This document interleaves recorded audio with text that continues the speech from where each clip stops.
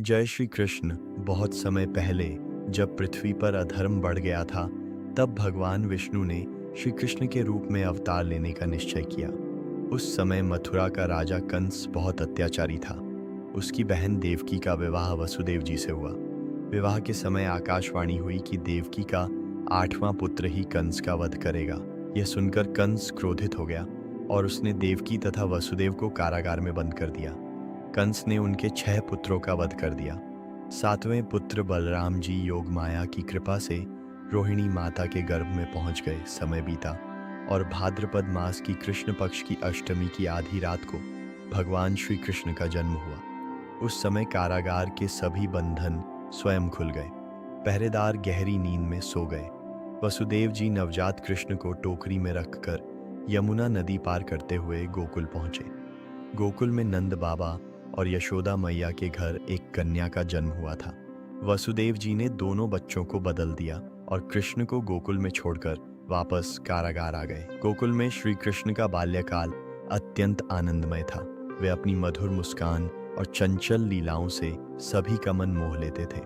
वे अपने मित्रों के साथ खेलते और माखन चुराकर खाते थे। इसी कारण उन्हें माखन चोर भी कहा जाता है।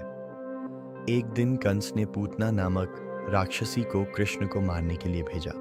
पूतना सुंदर स्त्री का रूप धारण करके आई और विष लगे स्तन से कृष्ण को दूध पिलाने लगी। लेकिन भगवान कृष्ण ने उसका विष नहीं बल्कि उसके प्राण ही खींच लिए। पूतना का उद्धार हो गया। इसके बाद कृष्ण ने शक्टासुर, तृणावर्त और अनेक राक्षसों का संहार किया। धीरे धीरे पूरे ब्रज में कृष्ण की दिव्यता की चर्चा होने लगी। एक दिन यशोदा मैया ने कृष्ण को मिट्टी खाते हुए देखा। जब उन्होंने कृष्ण से मुंह खोलने को कहा तो उनके मुख में संपूर्ण ब्रह्मांड दिखाई दिया।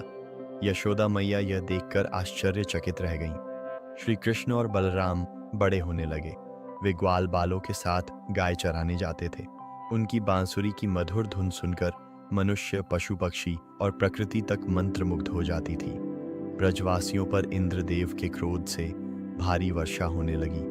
तब श्री कृष्ण ने अपनी छोटी उंगली पर गोवर्धन पर्वत उठा लिया और 7 दिन तक सभी ब्रजवासियों की रक्षा की। तब इंद्र को अपनी भूल का एहसास हुआ और उन्होंने भगवान कृष्ण से क्षमा मांगी। श्री कृष्ण का राधा रानी और गोपियों के साथ प्रेम दिव्य और आध्यात्मिक था। रासलीला के माध्यम से भगवान ने संसार को सच्चे प्रेम और भक्ति का संदेश दिया।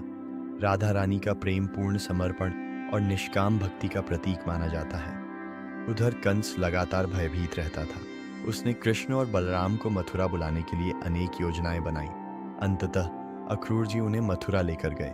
मथुरा पहुंचकर कृष्ण ने अत्याचारी हाथी कुवलयापीड़ का वध किया। फिर उन्होंने चाणूर और मुष्टिक जैसे बलवान पहलवानों को पराजित किया। अंत में श्री कृष्ण ने कंस को उसके सिंहासन से खींचकर उसका वध कर दिया और मथुरा को उसके अत्याचार से मुक्त कराया। इसके बाद श्री कृष्ण ने गुरु सांदीपनी मुनि के आश्रम में शिक्षा प्राप्त की।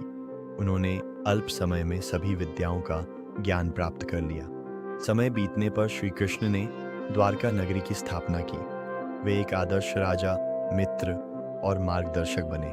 उन्होंने अपने भक्तों की सदैव रक्षा की। महाभारत के समय कौरव और पांडवों के बीच युद्ध होने वाला था। अर्जुन अपने ही संबंधियों को सामने देखकर विचलित हो गए। तब भगवान श्री कृष्ण ने कुरुक्षेत्र के मैदान में अर्जुन को भगवद गीता का उपदेश दिया।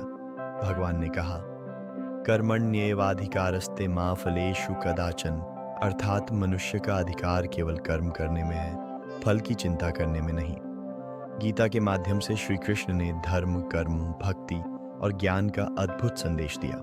आज भी करोड़ों लोग गीता के उपदेशों से प्रेरणा प्राप्त करते हैं। श्री कृष्ण ने अपने जीवन से सिखाया कि सत्य और धर्म की सदैव विजय होती है। जो व्यक्ति भगवान का स्मरण करता है, प्रेम और भक्ति के मार्ग पर चलता है, उसके जीवन में शांति और आनंद का वास होता है। आइए हम भी श्री कृष्ण के चरणों में अपना जीवन समर्पित करें और उनके बताए मार्ग पर चलने का संकल्प लें।